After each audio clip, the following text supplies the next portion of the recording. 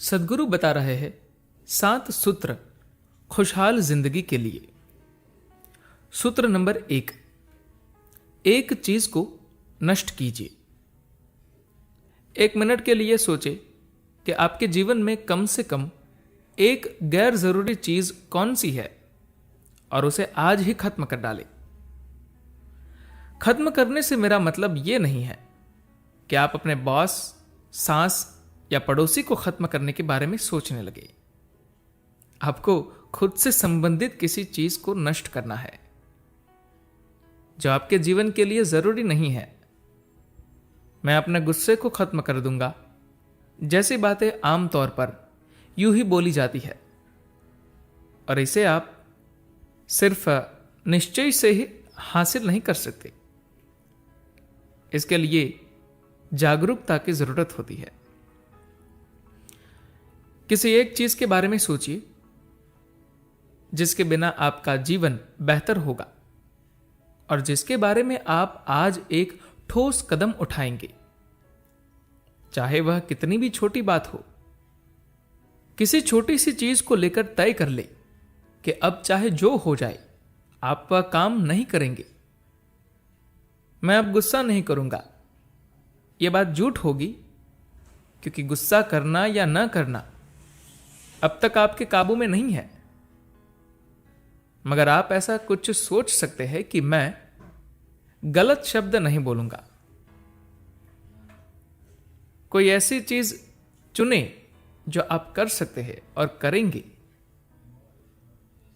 इन छोटे छोटे कदमों से आपका जीवन रूपांतरित हो सकता है, मगर आपको वास्तव में अपनी सोची हुई चीज पर अमल करना होगा। जो चीज आप छोड़ देते हैं उसे फिर से प्रकट नहीं होना चाहिए। अगर आप किसी चीज को नष्ट कर रहे हैं तो उसे हमेशा के लिए खत्म हो जाना चाहिए। अगर आप जीवन के सत्य की ओर बढ़ना चाहते हैं तो झूठ के साथ अपने संबंध को कम करना होगा। हो सकता है कि सारा कुछ तुरंत खत्म न हो, मगर आप एक एक कदम बढ़ाकर उसे कम कर सकते हैं। सूत्र नंबर 2, एक चीज शुरू कीजिए। जीवन को ध्यान से देखकर यह तय करें कि उसमें कौन सी चीज बदली जा सकती है और फिर इस बारे में कोशिश कीजिए। ऐसी चीजों पर अफसोस करना जिन्हें आप बदल नहीं सकते, दरअसल यथास्थिति बरकरार रखने की एक तरकीब होती है। महीने में कम से कम एक बार हर पूर्णिमा के दिन पूरी जागरूकता के साथ खुद से संबंधित किसी छोटी सी चीज के बारे में सोचें जिसे आप बदलना चाहते हो। जैसे हर बार भोजन करने से पहले मैं 10 सेकंड इस भोजन के लिए आभार प्रकट करूंगा जो मेरा हिस्सा बनने वाला है, या हर बार जब मैं अपने जीवन के किसी अनिवार्य तत्व जैसे मिट्टी, जल, वायु और बाकी चीजों का इस्तेमाल करूंगा तो मैं उसके 1% की बचत करूंगा, या मैं अपनी थाली में उतना ही भोजन लूंगा जितना मैं खा सकता हूं। ये छोटी छोटी चीजें आपके जीवन को बदल देंगी और आपको एक अलग शख्सियत प्रदान करेंगी। सूत्र नंबर 3, एक चीज याद रखिए। एक जरूरी चीज जो हर इंसान को करनी चाहिए वह है अपने मनोवैज्ञानिक और भावनात्मक ढांचे में अपने जीवन के सबसे बुनियादी सत्य नश्वरता को गूंथना। फिलहाल लोगों को यह समझने में पूरी जिंदगी लग जाती है। कई बार तो यह समझने के लिए कि वे नश्वर है उन्हें जरूरत होती है एक हार्ट अटैक यानी हृदय घात की, या शरीर में किसी जानलेवा गांठ की। आपको अपने जीवन के हर क्षण का जश्न मनाना चाहिए और उसका आनंद उठाना चाहिए, क्योंकि जीवन एक पल के लिए भी आपका इंतजार नहीं करता। अगर आप अमर होते तो आप अवसाद, चिंता, पागलपन और कष्ट में सैकड़ों साल बिता सकते थे और फिर अपने 500वें जन्मदिन पर खुश हो लेते। लेकिन ऐसा है ही नहीं। आप नश्वर है और समय हाथ से निकलता जा रहा है। इसलिए इस जीवन में आपके पास कुंठा, अवसाद, चिंता, गुस्से या किसी भी अप्रियता के लिए समय नहीं है। आश्रम में मैं लोगों से कहता रहता हूं कि चाहे आप कोई भी काम कर रहे हो, हर दिन कम से कम 1 घंटे आपको मिट्टी में अपनी उंगलियां साननी चाहिए। यह आपके शरीर को कुदरती तौर पर याद दिलाने का काम करेगा कि आप नश्वर है।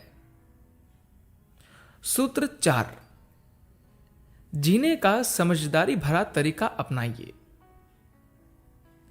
आपको सुख कब मिलता है? जब आप अपने भीतर प्रेम से भरे होते हैं, तब, या जब क्रोध, द्वेष और ईर्ष्या से भरे होते हैं, तब। अपने आप को किस तरीके से रखना बुद्धिमानी भरा है, प्रेम पूर्ण ही न। मेरे कहना का मतलब है सिर्फ यह है कि कृपया अपना जीवन बुद्धिमानी से बिताए। यह किसी और की भलाई के लिए नहीं है, यह आपके सुख के लिए है। प्रेम से भरी दुनिया बनाकर आप किसी और का कल्याण नहीं कर रहे हैं। जीने का यही बुद्धिमानी भरा तरीका है। अपनी दुनिया को प्रेम पूर्ण बनाने के लिए आपको कुछ ज्यादा या कम नहीं करना है, बल्कि अपने जीवन में आप जो कुछ भी करते हैं, उन्हीं छोटी बड़ी गतिविधियों से आप एक प्रेम पूर्ण दुनिया बना सकते हैं। आप जो चाहते हैं उस पर अगर आप लगातार ध्यान केंद्रित करके अपना जीवन जिए, तो निश्चित रूप से वह आपके आसपास घटित होगा। सूत्र नंबर 5, खुशियां गिरवी न रखे। ज्यादातर लोगों ने अपने जीवन की खुशी, शांति और प्रेम बाहरी हालातों के पास गिरवी रख दी है। जब स्टॉक मार्केट ऊपर जाता है तो आप खुश होते हैं, वह नीचे आता है तो आप दुखी होते हैं। मगर जीवन की गुणवत्ता इससे तय नहीं होती कि आपके पास क्या है। दुनिया में खुशी से जीने की हमारी क्षमता हमारे घर के आकार या जो कार हम चलाते हैं उस पर निर्भर नहीं है। ये चीजें आपके जीवन को आरामदेह और सुविधाजनक बनाती है, मगर आपके जीवन का असली गुण तो इससे तय होता है कि आप अपने भीतर कैसे हैं। खुशी और शांति के साथ जीवन जीना आपके लिए कोई नई बात नहीं है। जब आप छोटे थे तो आप ऐसे ही थे। इसलिए मैं आपको कहीं आगे ले जाने की बात नहीं कर रहा हूं। मैं बस आपके जीवन के शुरुआती बिंदु से शुरू करने की बात कर रहा हूं। सूत्र नंबर 6, विनम्रता बुद्धिमानी है। एक मूर्ख और एक बुद्धिमान इंसान, इन दोनों में यही अंतर है कि बुद्धिमान व्यक्ति जानता है कि वह कितना मूर्ख है, मगर मूर्ख यह नहीं जानता। अपनी मूर्खता को पहचानना बहुत बड़ी बुद्धिमानी है। इस अस्तित्व के किसी भी चीज को, चाहे वह पेड़ हो, घास की एक पत्ती हो, धूल का एक कण हो, एक परमाणु हो, क्या आप इनमें से किसी भी चीज को पूरी तरह जानते हैं? नहीं जानते हैं। जब आपकी बुद्धिमानी और बोध का स्तर यह है, तो दुनिया में आपको कैसे चलना चाहिए? आराम से, थोड़ी विनम्रता और अपने आसपास की हर चीज के प्रति सम्मान और प्रेम की भावना के साथ। अगर प्रेम नहीं तो कम से कम आश्चर्य की भावना होनी चाहिए, क्योंकि आप इस दुनिया की किसी भी चीज को नहीं समझते। अगर आप सिर्फ इस तरह चलना सीख ले तो आप आध्यात्मिक प्रक्रिया से बचे नहीं रह सकते। आपको किसी सिख या प्रवचन की जरूरत नहीं होगी। आध्यात्मिक प्रक्रिया आपके साथ वैसे भी घटित होगी। यही वजह है कि पूर्व की संस्कृतियों में हमेशा आपको हर चीज के सामने सिर झुकाना सिखाया जाता है, चाहे वह कोई चट्टान हो, पशु हो या इंसान हो।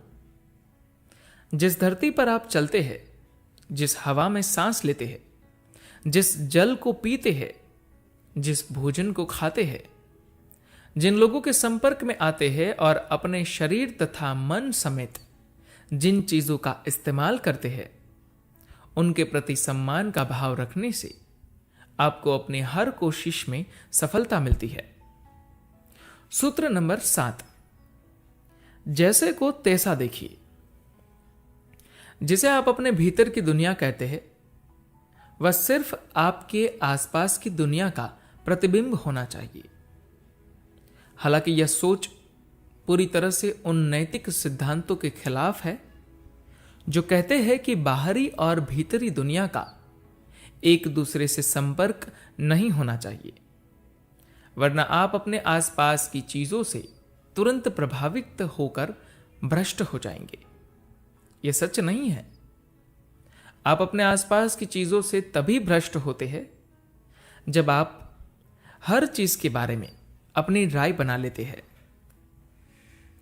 आप एक चीज को अच्छा मानते हैं और दूसरे को खराब। जिसे आप अच्छा मानते हैं उससे आप जुड़ जाते हैं, जबकि जिसे आप खराब मानते हैं उससे तुरंत छुटकारा पाना चाहते हैं। और फिर ये चीजें आपको भीतर से संचालित करने लगती है। यह तरीका ठीक नहीं है। आपको अपने भीतर से इस तरह होना चाहिए कि जो चीज जैसी है आप उसे उसी रूप में देख पाए। अगर आप किसी चीज को जैसी वह है उससे अलग होकर देखते हैं, तो इसका मतलब है कि आप अपनी राय और पूर्वाग्रहों से दुनिया में मिलावट करने की कोशिश कर रहे हैं। सृष्टा ने सृष्टि की रचना इस तरह की है कि उसे उसी तौर पर देखा जाए जैसी वह वाकई है। इसे वैसा बनाने की कोशिश मत कीजिए जैसा आप इसे देखना चाहते हैं। यह एक अभद्रता है, फुहड़ता है जिसे मानव जाति लगातार सृष्टा की रचना के साथ करती आ रही है। यह सृष्टि अपने आप में इतनी शानदार रचना है कि इसमें आपके करने के लिए बचा ही क्या है। अगर आप कुछ कर सकते हैं तो बस इसे अपने भीतर आत्मसात करने की कोशिश कीजिए। हालांकि वह भी आसान नहीं है, क्योंकि यह सृष्टि असाधारण रूप से बहुस्तरीय है। यहां एक के भीतर एक बहुत सारी असाधारण घटनाएं भी घटित हो रही है, जो सब एक साथ एक ही जगह और एक ही वक्त पर हो रही है। हर चीज जैसे आप अतीत या भविष्य समझते हैं, वह सब यहीं पर है।